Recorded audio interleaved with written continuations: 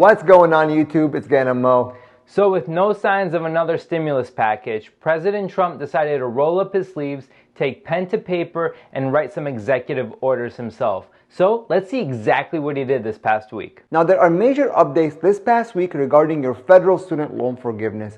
On Saturday, August 8th of 2020, President Donald Trump signed an executive order that will provide additional student loan relief, as well as payroll tax cuts, extending the enhanced unemployment benefits and eviction moratorium. This executive order was signed because the Democrats and the Republicans could not come to an agreement regarding the details of another stimulus package. President Trump, who as you may all know is seeking re-election this upcoming November, sent a memorandum on August 8, 2020 titled Continued Student Loan Payment Relief During COVID-19 Pandemic to the U.S. Secretary of Education Betsy DeVos. Under this memorandum, Trump ordered that student loan benefits and the administrative forbearance set forth by the CARES Act this past March not to expire until December 31st, 2020, rather than the upcoming September 30th, 2020 expiration date that was originally instilled under the CARES Act. This executive order will prove to be complicated for the Department of Education along with the loan servicers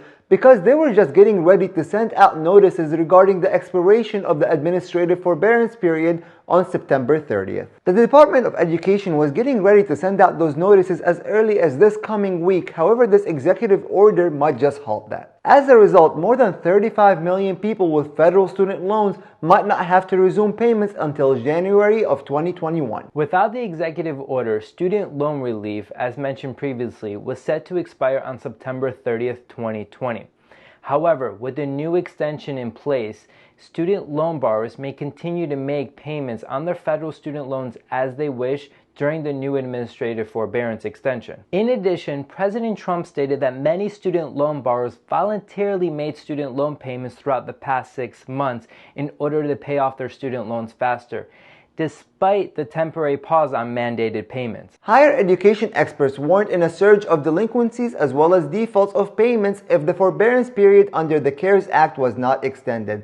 The unemployment levels at an all-time high, and the younger population have been particularly hit the hardest, and this is even worse than the Great Recession. Now, many student loan borrowers might be asking themselves, does this executive order contain anything about student loan forgiveness? Sadly, just like the $1 trillion HEALS Act proposed by Republicans just a couple of weeks ago, it does not. However, the extended period of administrative forbearance might shed some light on the HEROES Act proposed by the Democrats, which does include student loan forgiveness. The average monthly student loan bill is about $400, and prior to the pandemic, about 1 in 7 student loan borrowers were held in delinquency, and about 2/3 of student loan borrowers were only making payments on their interest alone, which resulted in their principal balance of their student loans never decreasing. Under administrative forbearance, the set terms are as follows for your federal student loans, and this does not include relief for your private, FFELP loans or your Perkins loans. Paused all payments for federal student loans. Set interest rates at 0%. Halted collections on federal student loan debt. Counted the non-payments on your federal student loan debt towards the 120 monthly payments of PSLF. Trump's executive order has already been called unconstitutional,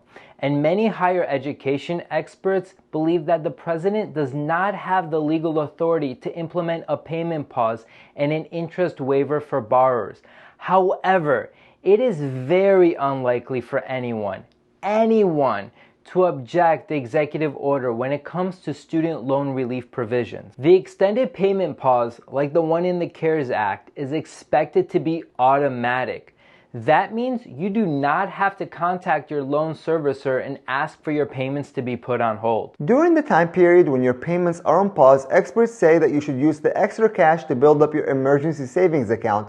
After that, you should pay off high interest debt, including your credit card.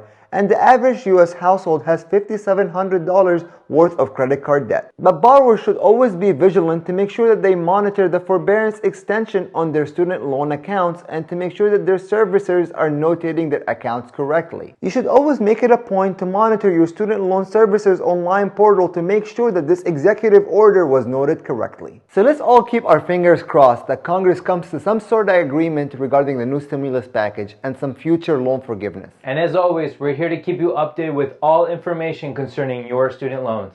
All you have to do is usually tap that subscribe button and bell, and we'll see you next time.